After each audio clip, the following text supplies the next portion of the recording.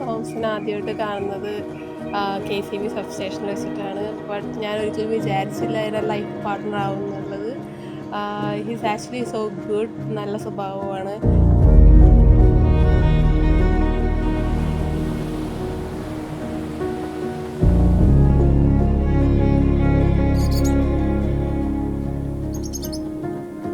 ഞാൻ ഭയങ്കര ഷോർട്ട് ടെമ്പേർഡാണ് and he always say that I have so much attitude. പക്ഷേ I am so lucky to have him in my life. And എൻ്റെ പാരൻസും ഭയങ്കര ഹാപ്പിയാണ് തോമസിനെ പോലൊരു സണ്ണിനെ കിട്ടുന്നതിന്.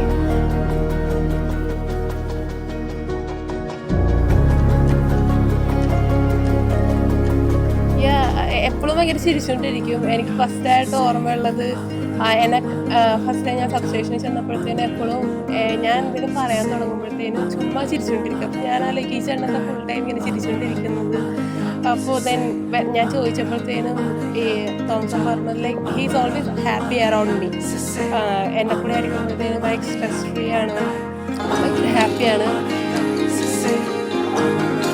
എന്നോട് ഒരു ദിവസം എന്നോട് പാരൻസിനോട് ഞാൻ ഫസ്റ്റ് വിചാരിച്ചു ഓക്കെ എൻ്റെ സ്റ്റഡീസ് കഴിഞ്ഞിട്ട് പാരൻസിനോട് പറയാമെന്ന് വെച്ചിരിക്കുകയായിരുന്നു. ഇങ്ങനെ ഞാൻ ഓക്കെയാണ്, കാരണം അവർ എൻ്റെ അടുത്ത് ഇടയ്ക്ക് ഇങ്ങനെ കല്യാണാലോചന കാര്യമൊക്കെ പറയാറുണ്ട്. അപ്പം ഞാൻ ആലോചിച്ച് ഓക്കെ കോഴ്സ് കഴിഞ്ഞിട്ട് പറയാം. പക്ഷെ അതിന് മുന്നേ അമ്മയോട് ഇങ്ങോട്ട് ചോദിച്ചു നിങ്ങൾ തമ്മിൽ എന്തെങ്കിലും ഉണ്ടോ, ഉണ്ടെങ്കിലും ഞങ്ങൾ ഓക്കെ ആണെന്ന് നടത്തി തരാമെന്ന് പറഞ്ഞു.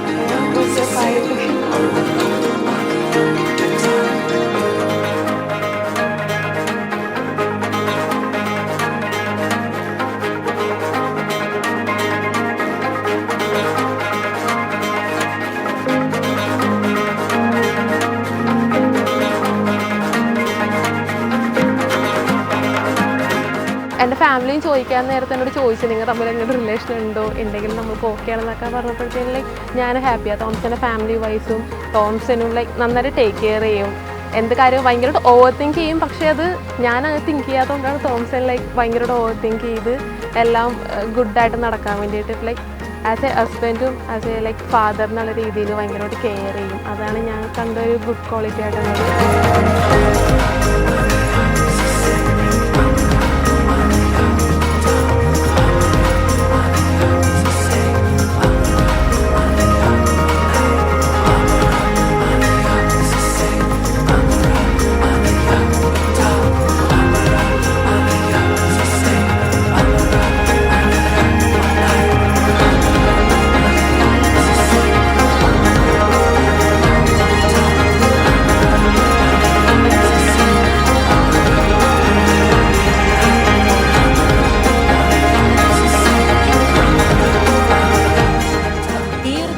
എനിക്ക് വളരെ സ്പെഷ്യൽ ആയിട്ടുള്ള മൊമെന്റ് ആണ്.